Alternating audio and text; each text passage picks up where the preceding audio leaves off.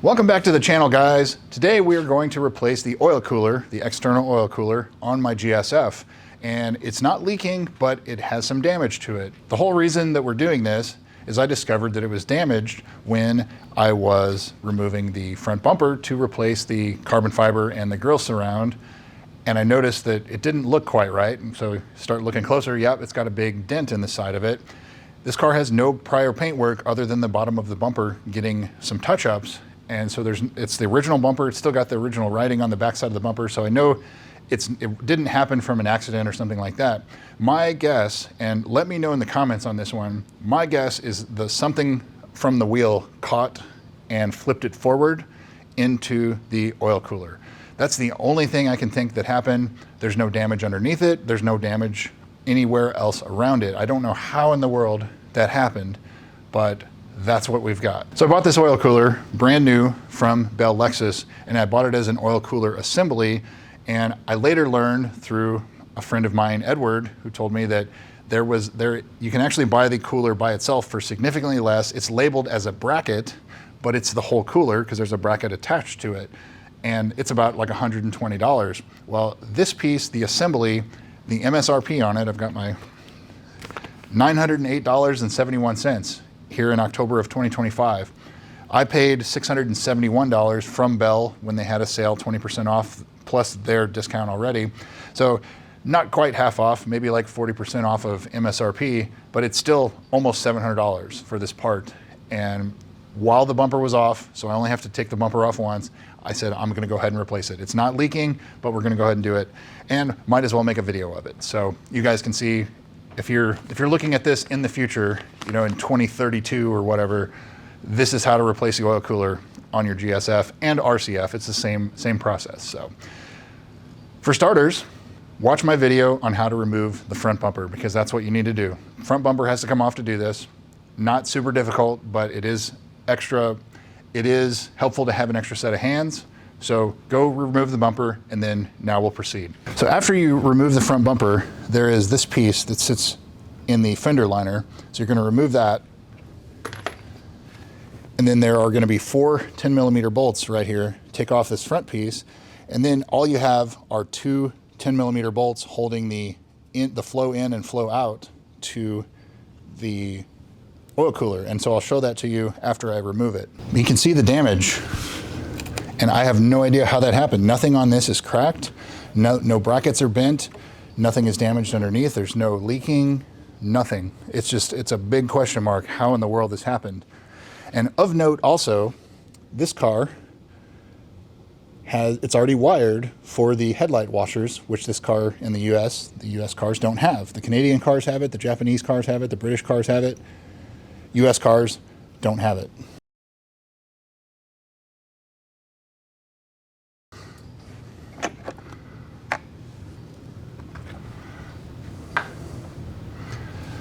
So those two nuts that I just removed on the bottom weren't actually holding in that cover. Those were only the 2 on top, and then it lifts up.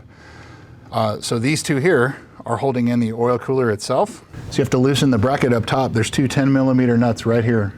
So we're gonna go ahead and remove those. Okay, so now this should be loose, and there it is. So there's these plastic clips right here before we remove it. Going to have to pry those out. It's holding on yet another part of the bracket. Okay, so the pieces you're going to have to undo for the lines. Let me move that out of the way. You have one right here for the supply or the return, and then there's one down here. I don't know if you can see that. One down here at the bottom, and make sure you have the fender liner out of the way so these fabric fender liners don't get absorbed with oil. And the lines are going to drip oil, so make sure you have a pan or something to catch that.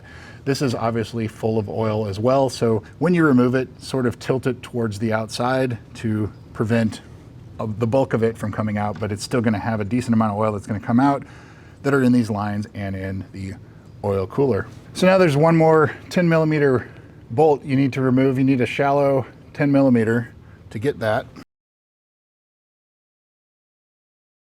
All right, so we've got that bracket, the bolt out. So now we're going to remove the upper line 10mm bolt that's holding the line onto the cooler.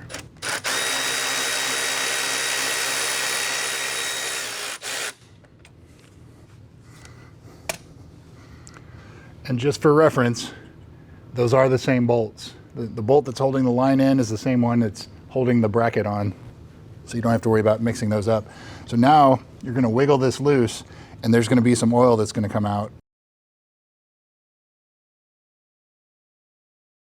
Not a whole lot of oil, but there is some that's coming out. So I have a pan underneath it to catch it. And so now I'm going to loosen the other side, take it out, and then the floodgates are going to open. So I'm also going to do that one by hand. It is also a 10mm bolt. That bolt is also the same size as the other two. And here we go.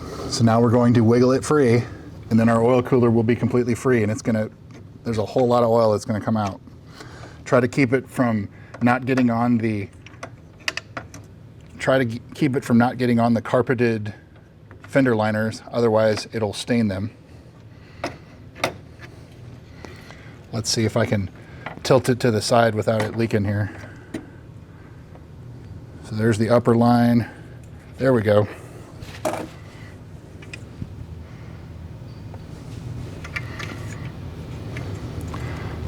So now I'm just going to kind of wiggle it free to get that O-ring out. It's not going to be under pressure. Obviously, make sure you're doing this with a cold car, cold engine, cold oil. And there we are out. So let everything drain.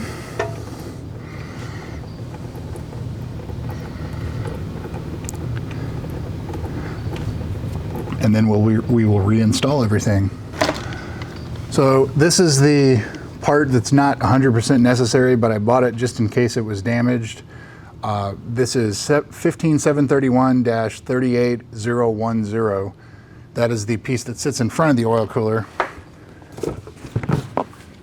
And the oil cooler itself is part 15700-38060. And here is the new part. It's bracket and everything. So there is the lower bracket, there is the upper bracket, and it has the duct on the backside, which you would have to remove to replace the fender liner, I believe. It even comes with the two little plastic clips there too that go on the front right here where it plugs in. So I think the bracket, you won't need this because it's right there. But since we have the new part, we're going to go ahead and put the new part on anyway. So something of note, this bracket does have some adjustment built into it. I did not know that, now I do. There was a little bit of oil that got under there, so I'm going to just clean that part off. And for right now, I'm going to leave that hand tight so we can move it as needed. I've already replaced the 3 O-rings. The lower one has 2 and the top one has 1, so those have been replaced and ready to go. So on the new part, you are going to remove the covers there.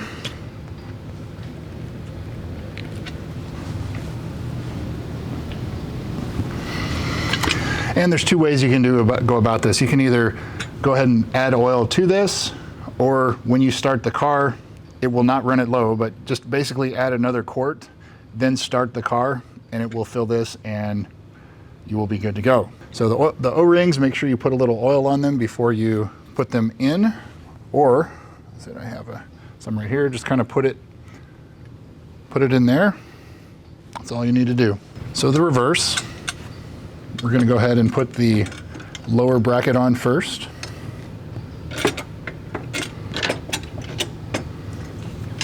Or the lower line, excuse me.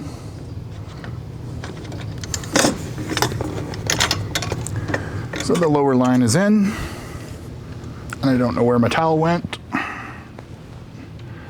All right. The lower line is in, And the upper line is in.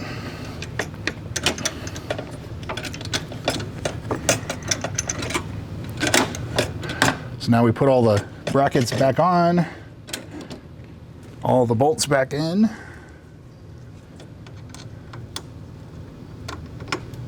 Don't over tighten these.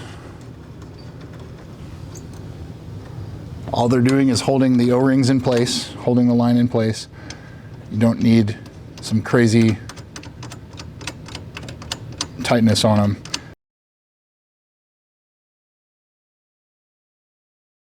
So now we put the two 10mm bolts up top. Gonna put those back on. Okay, so now that that is on, the lower brackets, remember how it has some play? So now we can go ahead and tighten everything up there. And we have our new front cover. So there's a tab at the end that will slip over it and then go down. And the two top ones screw back in with the 10mm.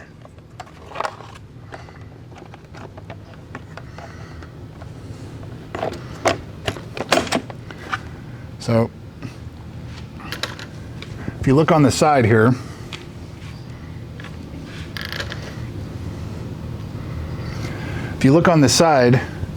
this cover actually fits into place here. And so once it's there, you'll know it will not move once that's secured at the bottom and at the top. Don't forget the bumper, the parking sensor, because you will be looking for that when you put the bumper back on otherwise. So now it's in place, everything's secure. This back here we'll deal with that with the fender liner. But you now want to put the bumper back on, make sure you add a quart of oil, either in here or up above, and then shut it off, let it cool, and check the oil level. So now we can get it back on the road, go enjoy this car, and go drive it like it's meant to be driven. You heard me mention earlier about the bracket. This upper bracket, which I will see if he will chime into this video, I'll send him a message. This upper bracket, it shows as a bracket, but it is actually the oil cooler. So if you don't want to replace the assembly, which you're basically paying for two pieces of plastic of a pretty penny premium versus just getting the oil cooler. So that is a different way to go about it. Save yourself some money. Anyway, I hope this helps somebody. I was filming it as I was going along here, and I would say, you know, for the basic DIYer, if you know how to remove the bumper, you can do this less than 30 minutes. And you know, it took me a little bit longer because I had to film some of it, but really expect 30 minutes. Not a very difficult job to do. And the same is it's the same on the RCF as it is on the GS-F. It's the same part. And if you were going to do the transmission cooler, it's on the other side. It's basically the same way, same connection, same everything else. Just the only difference is you would have to add transmission fluid either to the cooler or to the transmission itself, which is not very difficult to do. You can follow my 60,000 mile service guide. I show how to do a drain and fill on the transmission, so that's one way to do it. So the other way for the transmission side is measure what comes out, because that way you'll know exactly how much to put back in, so you don't have to go through the whole process of heating up the transmission and letting it overflow to the check valve and everything like that. Basically, just measure if you're going to do it on that side. And it's probably not a bad idea to do it on this side too, but it's a whole lot easier. Just add a quart, check the fluid. But as far as what came out, you know, I would say it's not quite a quart of oil, but there's quite a bit there. So this engine holds almost 10 quarts of oil, and a lot of it is right here. So anyway, thanks again for watching, guys, and we'll see you soon.